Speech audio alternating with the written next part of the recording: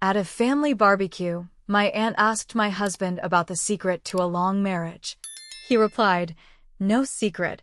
I just learned to live with my main life mistake." Everyone laughed, and I wanted to disappear into the ground. The sound of laughter still echoes in my head 3 days later. I stood there holding a paper plate with potato salad, watching my husband's smug smile as everyone chuckled at what they thought was just typical married couple humor. My face burned with embarrassment, but I forced a smile and pretended it was funny too. That's what I always do. This wasn't the first time. Actually, it's become his signature move at social gatherings.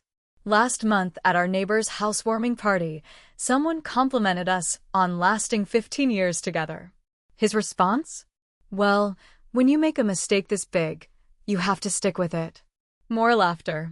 More fake smiles from me. At my sister's wedding reception, the best man's speech got everyone emotional about love and commitment. During the applause, my husband leaned over to the couple next to us and stage whispered, "Makes me nostalgic for when I thought marriage was a good idea." They laughed. I excused myself to the bathroom and cried for 10 minutes. The worst part is how he frames it. He's not just making jokes, he's painting himself as some kind of martyr. At book club meetings, when the other women share marriage stories, he'll drop comments about carrying the burden or making the best of a bad situation. He presents our entire relationship like he's doing charity work, like staying married to me is some heroic sacrifice that deserves recognition. I've started avoiding social situations. When friends invite us to dinner parties, I make excuses. When my family plans gatherings, I suddenly have headaches or work commitments. The thought of standing there while he gets laughs at my expense makes my stomach turn. It's easier to just stay home. But even that backfires. When people ask where I am, he tells them I'm probably sulking about something, or you know how sensitive she gets. He's created this narrative where I'm the unreasonable, emotional wife who can't take a joke, and he's the long-suffering husband who puts up with my moods. The crazy thing is, we used to be happy. Or at least I thought we were. We met in college, dated for 3 years, had a small wedding that felt perfect at the time. He used to call me his lucky charm and best decision. When did I become his biggest mistake? I've tried talking to him about it. The conversation always goes the same way. He tells me I'm being too sensitive, that everyone knows he's just joking, that married couples tease each other. When I explain how it makes me feel, he sighs and says I'm making a big deal out of nothing. Then he'll be extra sweet for a few days, bringing me coffee in the morning or doing the dishes without being asked. But the comments always come back. The truth is, I'm starting to believe him. When someone tells you repeatedly that you're their mistake, their burden, their disappointment, it starts to sink in. I look in the mirror and wonder what's wrong with me. Why am I not enough? Why does loving me feel like a sacrifice to him? Update 1. Things got worse after I posted this. My husband found my laptop open with this tab visible. He didn't say anything at first, just closed it and walked away. But over the next few days, his comments became more frequent and more cutting.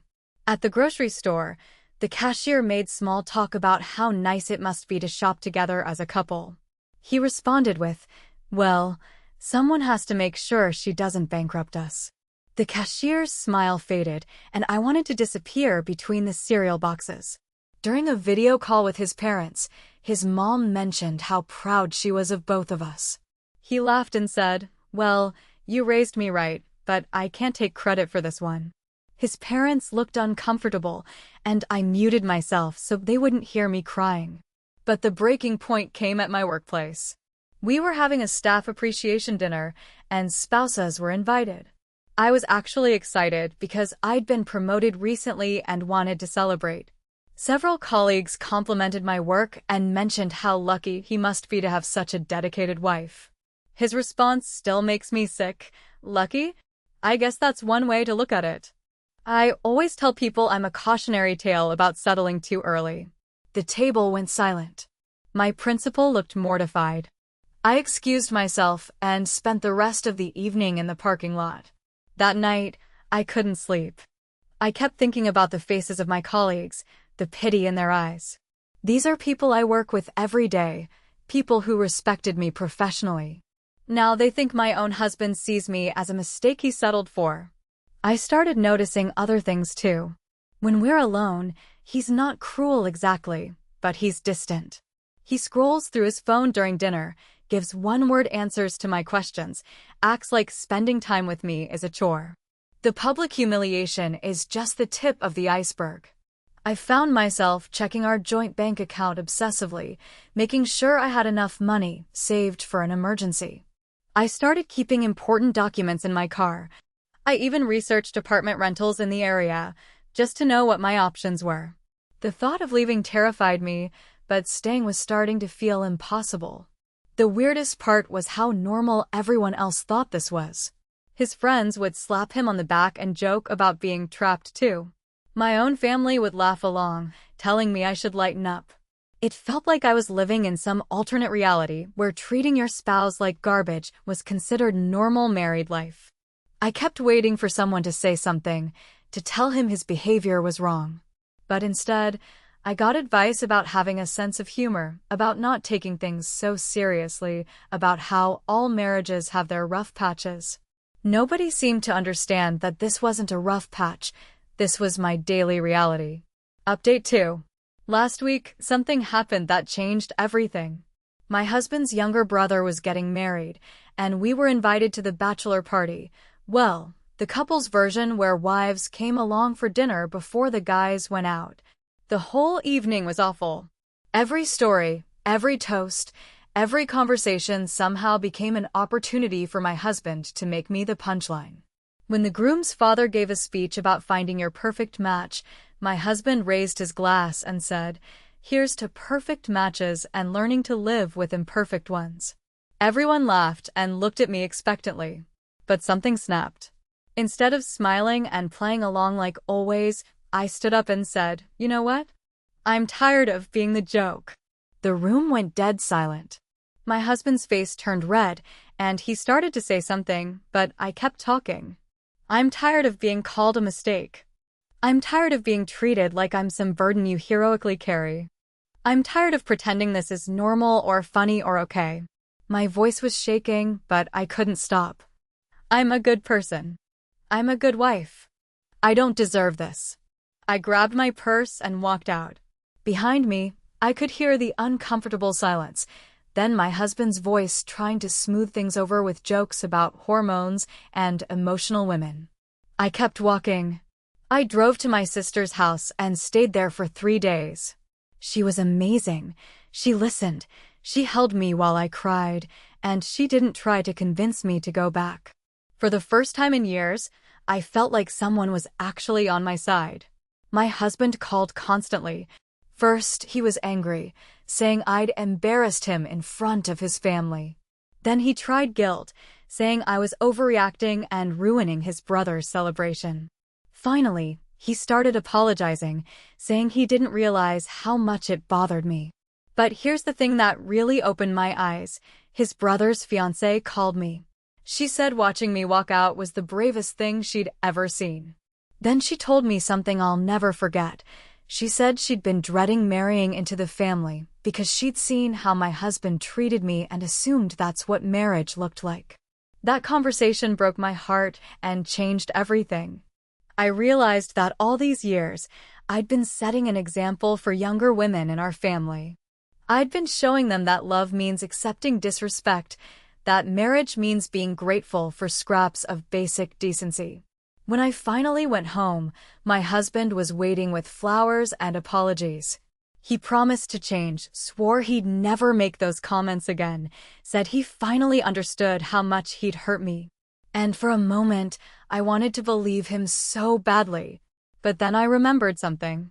2 years ago, we'd had a similar fight after he'd called me his biggest regret at a friend's wedding. He'd made the same promises then, brought me flowers then, been sweet and attentive for weeks. Until he wasn't anymore. The pattern was clear. He'd push until I broke, then love bomb me back into compliance. And I'd let him because I wanted so desperately to believe that the man I married was still in there somewhere. I told him I needed time to think. He didn't like that answer, but I held my ground. For the first time in our marriage, I was setting a boundary and sticking to it. Final update. I've been staying at my sister's for 2 weeks now, and the clarity has been incredible. Away from the constant erosion of my self-worth, I'm remembering who I used to be. I'm remembering that I have value, that I deserve respect, that love shouldn't feel like walking on eggshells. My husband has been cycling through every manipulation tactic in the book: anger, guilt, promises, threats, bargaining. He's told me I'm destroying our marriage over nothing. He said I'm being dramatic and oversensitive. He's promised to change, then in the same breath suggested I'm the one who needs to work on taking a joke. But the most revealing moment came when he showed up at my sister's house unannounced. He wasn't there to apologize or make amends. He was there to convince me to come home before people started asking questions.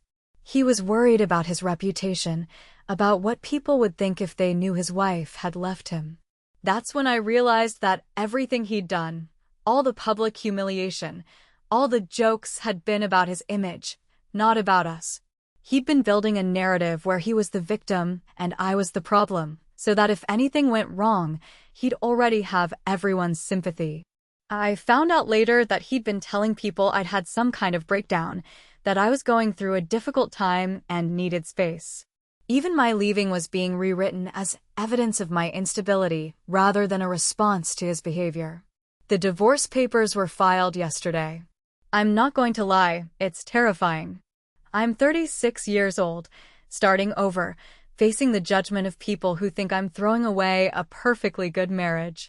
Some of our mutual friends have already chosen sides, and it's not mine. But I'm also discovering something amazing. There are people in my life who saw what was happening and were just waiting for me to see it too. My sister, obviously, but also neighbors, colleagues, even his own sister-in-law who quietly slipped me her number and said to call if I needed anything. Yesterday, I was at the coffee shop near my sister's house when a woman approached me. She said she'd been at that bachelor party dinner, that she'd been thinking about me ever since. She told me her first marriage had been similar, that watching me walk out had reminded her of the day she finally found her courage too. We talked for an hour.